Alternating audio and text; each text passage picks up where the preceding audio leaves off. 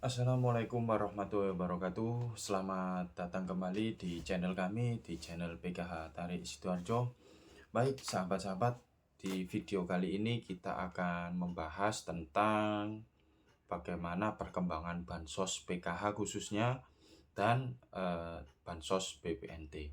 Terlebih terkait perubahan data dari yang awal mulanya hanya fokus di SIG-NG, hanya data tunggal, ya, yang sekarang berubah menjadi DTSEN, data terpadu sosial ekonomi nasional, ya, gabungan tiga data besar yang akan dikolaborasikan mendapatkan input-input data yang lebih akurat, terutama hasil dari ground checking yang dilakukan oleh pendamping PKH yang dikolaborasikan dengan data Reksosek oleh BPS dan juga P3KE. Ya, begini sahabat-sahabat, kami ingin menjelaskan data yang dominan menurut kami dari hasil analisis dari kemarin tahap 2 melalui proses pencairan, yakni perubahan yang paling drastis yaitu terjadi pada anggota keluarga yang disurvei itu adalah kepala keluarga, yakni di sini suami atau ayah atau bapak. Ya, itu yang menyebabkan banyak KPM-PKH yang awalnya masuk di desil 1 sampai 4 itu keluar dari desil 1 sampai 4 menjadi desil 6 sampai 10 dikarenakan yang disurvei atau menjadi objek di sini bukan lagi pengurus PKH atau ibunya. Biasanya kan bunda-bunda yang ikut pertemuan kelompok yang ayah atau suaminya itu kerja. Nah, tapi sekarang enggak, ya. Sebagian besar itu coba nanti di lain waktu kita beritahu perubahan apa sih kalau SIG engine itu bisa pengurus ibunya, kalau di DTSEN ini suaminya langsung yang keluar. Ya. Jadi yang disurvei itu suami, alamat besar ya di sini yang dominan adalah suaminya. Misalnya kemarin ibunya memang ibu rumah tangga yang seharusnya itu desil 1 sampai 4. Karena yang target surveinya adalah ibu dan anggota keluarga yang ada komponennya. Misal anak atau lansia atau ibu hamilnya sendiri. Nah, itu menyebabkan bisa desil 1/4. Sedangkan yang disurvei itu ayahnya masuk, ya sudah, yang kerja pabrik atau yang sudah PNS atau yang lain sebagainya itu terdata, ya. Terlebih juga mempunyai KIS mandiri atau KIS dari pabrik itu langsung terdata, sahabat-sahabat, begitu ya. Yang kedua, sahabat-sahabat, tentang meter listrik atau daya listrik. Ya, daya listrik ini jadi sekarang sudah melebar semuanya di Kementerian Sosial atau Kemensos. Daya listrik diambil datanya dari PLN. Ya. Jadi daya listrik yang 900 ke atas ya otomatis itu akan dikalkulasikan lagi masih layakkah berada di desil 1 sampai 4. Ya, ternyata ada temuan banyak juga yang valid, ya, listriknya si rumah KPM karena rumah baru bangun atau renovasi, listriknya nambah daya dari 900 ke 1300. Itu yang menyebabkan juga tidak cair atau exclude atau keluar dari desil 1 sampai 4.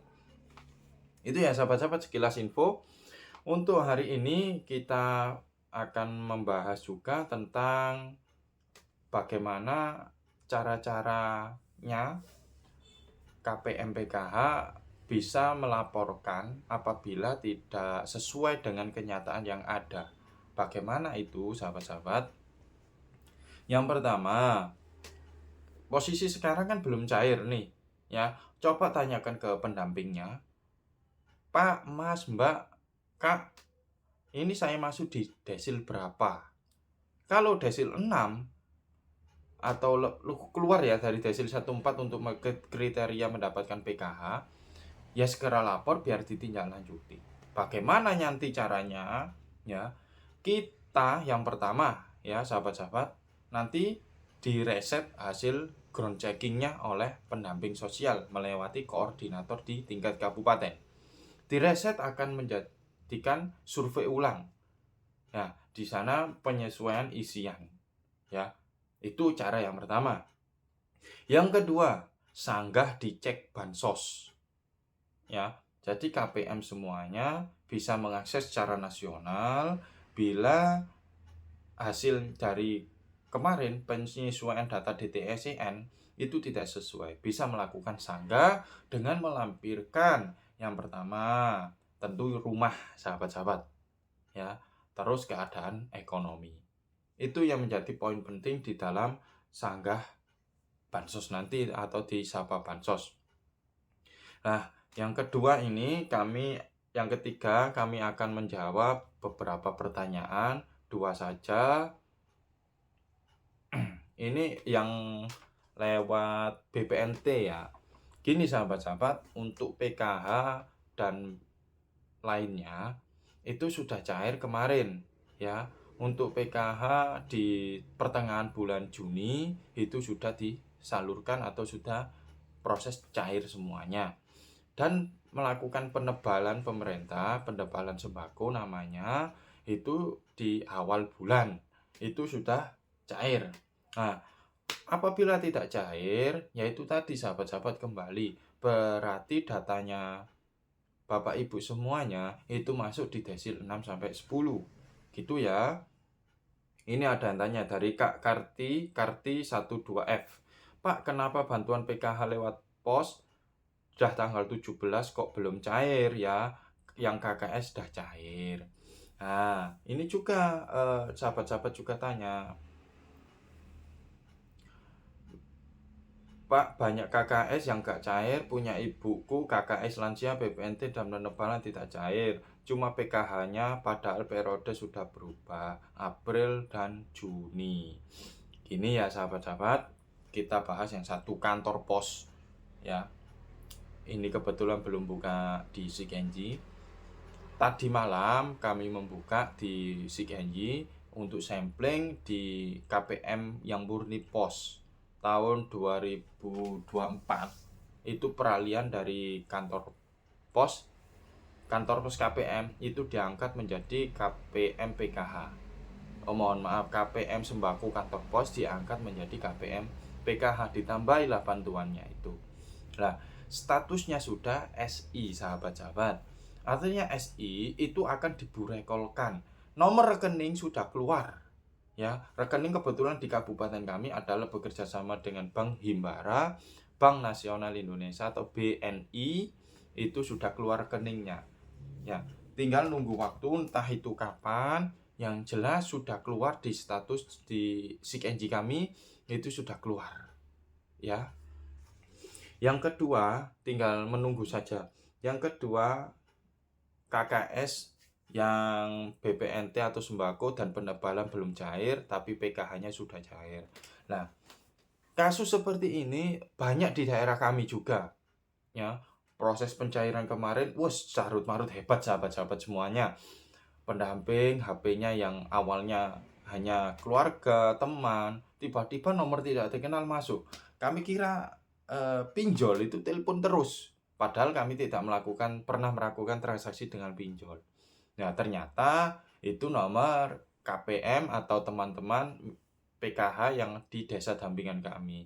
Ya, jadi mohon maaf untuk para ibu-ibu KPM PKH, seyogyanya bisa tidak telepon terlebih dahulu, bisa WA atau mengabari, Pak, saya ibu dari ini, desa ini, agar ditelepon balik. Ya, karena sebagian besar pendamping terutama kami ya, saya juga kalau nomor tidak dikenal pasti tidak diangkat. Gitu ya. Ya, kenapa tidak cair sahabat-sahabat? Untuk penebalan itu biasanya nicknya ibu, bapak ibu itu tidak masuk di dalam list Kementerian Sosial atau untuk penebalan. Begitu juga dengan sembako. Untuk PKH itu otomatis cair ya. Tapi untuk sembako dan BPNT itu beda rumah sahabat-sahabat. Jadi untuk PKH-nya cair atau BPNT-nya cair bisa salah satu atau bisa keduanya. ya. Asalkan nama ibu, bapak atau nicknya itu masuk di dalam kriteria pembayaran. Itu ya sahabat-sahabat. Itu saja informasi yang bisa kami sampaikan. Tolong sebarluaskan terkait bantuan sosial ini. Banyak informasi yang saling berseliweran, saling datang kepada kita tanpa diberitahu. Tolong cerna dengan baik, cari sumber yang akurat, terutama sumbernya itu dari Kementerian Sosial dan juga pendamping Bapak Ibu yang ada di desa masing-masing. Begitulah, mohon maaf apabila ada salah kata, salah informasi yang kami sampaikan. Sebarluaskan informasi ini agar menjadi manfaat yang lebih luas. Kita akhiri untuk hari ini cukup. Wabillahi taufiq wal hidayah. Wassalamualaikum warahmatullahi wabarakatuh. Dadah.